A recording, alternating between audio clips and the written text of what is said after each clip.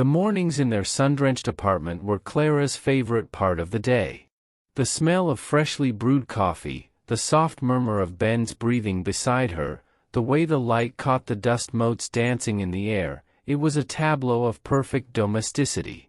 They had been married for 5 years, and the love, if anything, had deepened, settling into a comfortable, profound understanding. Until a name, whispered from the depths of Ben's subconscious, shattered the peace. It was a Tuesday, still dark outside, the kind of deep sleep when dreams felt more real than waking. Ben stirred beside her, his arm tightening around her waist. Clara smiled, snuggling closer, when a soft, almost imperceptible sound left his lips. Serafina. Clara froze. The name hung in the air, a phantom between them. It wasn't a common name. Definitely not her name. Her heart, which a second ago had been beating a gentle rhythm against his chest, now hammered. She held her breath, waiting for him to stir, to correct himself, to say her name. But he only sighed contentedly and settled deeper into sleep. She lay awake for the rest of the night, the name echoing in her mind. Who was Serafina? An ex? A fantasy? Some long-forgotten acquaintance? The questions coiled like snakes in her stomach, but by dawn, she had decided. She would pretend not to notice. She would tuck the name away, a tiny, venomous secret, and act as if nothing had changed. What else could she do? Accuse him of a dream? It felt absurd, petty, yet the sting was real. The murmurs became more frequent, always in the liminal space between sleep and waking. Sometimes it was just the name, a wistful whisper. Other times, a snippet, "Don't leave, Serafina," or "I miss you, Serafina." Each instance was a fresh incision, bleeding silently into Clara's soul. She became an actress in her own life, flawless in her role as the devoted, unsuspecting wife. She would squeeze Ben's hand, kiss his forehead, listen to his day with genuine interest, all while a cold dread solidified in her core. She started watching him, surreptitiously. Was there a tell? A distant look in his eyes? A slight hesitation when he said he loved her?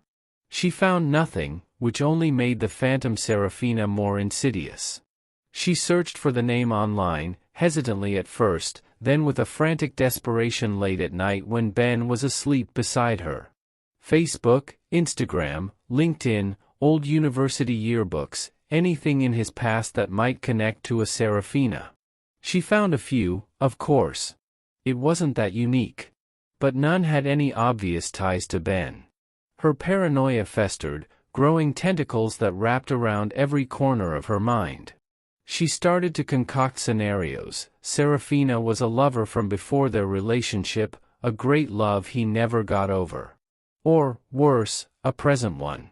The thought made her physically ill, yet she couldn't dismiss it. Weeks bled into months. The name was a constant hum beneath the surface of their marriage, a crack in the foundation that only Clara could see. She felt like she was constantly holding her breath, waiting for the other shoe to drop. Then, one crisp autumn afternoon, it did.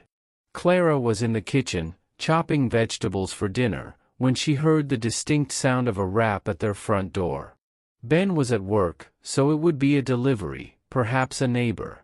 She wiped her hands on a dishcloth and walked through the hallway, her mind already on the evening meal.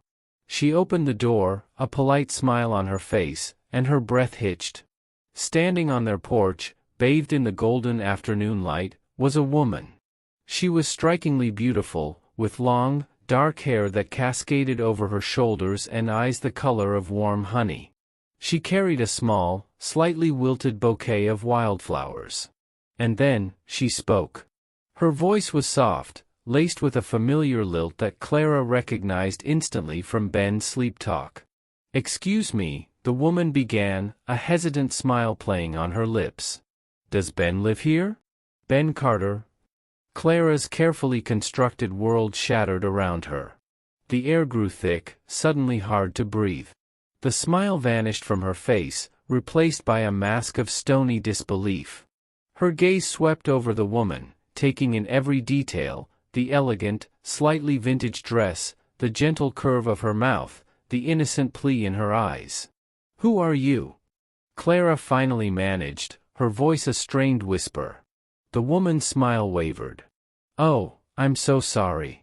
How rude of me. My name is Serafina. Serafina Dubois. Ben and we were very close, a long time ago. I just moved back to the city, and I saw his name on the deed when I was looking up some old property records. I thought I'd surprise him. Is he home?" The world spun. Serafina. Here. Standing on her doorstep. Not a dream, not a figment of a troubled mind, but flesh and blood. The wildflowers in her hand suddenly looked like an offering at a tomb. Clara's marriage. Clara could feel the blood draining from her face, a cold numbness spreading through her limbs. She opened her mouth to speak, but no words came. Her carefully maintained facade had crumbled into dust. The truth, raw and undeniable, stood smiling innocently on her porch, holding a bunch of flowers. Serafina, noticing Clara's pallor, frowned with concern. "Are you all right? You look a little faint. Is everything okay?" Clara closed her eyes for a fleeting second, the image of Ben's peaceful sleeping face superimposed with the woman before her. Then she opened them again, her gaze hardening. Her voice, when it came, was steady, though laced with an edge of ice. "No, Serafina," Clara said, the name feeling foreign and bitter on her tongue. "Everything is not okay." Serafina blinked, taken aback by the sharpness in Clara's voice. For a moment, neither woman moved. The bouquet trembled slightly in Serafina's hands, petals dropping like tiny confessions onto the welcome mat. Before Clara could gather herself, the sound of keys at the door startled them both. Ben's voice carried from the hallway as he entered. "Clara? I thought I'd—" His words died on his lips when his eyes found the woman on the porch. The blood drained from his face. "Serafina," he whispered, but this time it wasn't in sleep. It was in full, waking disbelief. The silence stretched, brittle as glass. Clara stood between them, her chest rising and falling in shallow breaths. At last, Ben stepped forward, his voice breaking. "I never thought I'd see you again."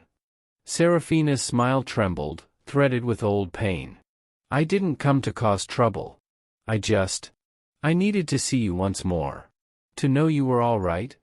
Clara's gaze snapped to Ben, searching, pleading for answers. He met her eyes, guilt and tenderness pooling together. "Clara, she was my first love. We were young. She left suddenly, and I never had closure. I buried it, but it stayed in me. That's why," he faltered, ashamed. "That's why I whispered her name. In dreams, the past has claws." The truth stung, but it was also a kind of balm. Clara felt the anger rising, but beneath it was something heavier, grief for a version of Ben she would never fully know, a love story that ended before hers began. Serafina, with tears glistening in her honey-brown eyes, pressed the bouquet into Clara's hands. "He loves you," she said softly. "I can see it. Don't let a ghost steal what is real." And with that, she turned and walked away, her figure swallowed by the fading light of autumn. The door closed with a quiet click. Clara looked down at the wilted flowers in her hands, their stems damp and fragile. For the first time in months, Ben reached for her without hesitation. His touch was warm, desperate, human. "I'm sorry," he whispered. Clara didn't answer. She only leaned into his chest, her tears dampening his shirt. Love was still there, but so was the crack, running deep beneath the surface. She knew it would never vanish entirely. But as the evening light poured through the windows, dust motes swirling like tiny worlds suspended in air, she also knew this: sometimes marriages didn't need to be unbroken to survive. Sometimes, they simply needed two people willing to carry the cracks together. Here are some formal and informal sentences for you to learn.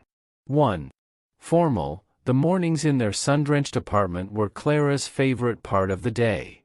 Informal: Clara loved mornings in their sunny apartment. 2. Formal: the name hung in the air, a phantom between them. Informal, the name stayed in the air, like a ghost between them. 3. Formal, she became an actress in her own life, flawless in her role as the devoted, unsuspecting wife. Informal, she pretended everything was normal, acting like the perfect wife. 4. Formal, her carefully maintained facade had crumbled into dust. Informal, the act she was putting on fell apart. 5. Formal, in dreams, the past has claws. Informal, the past grabs you in dreams and doesn't let go. I hoped you liked the story. Please do like, share and subscribe to M channel. See you in the next video.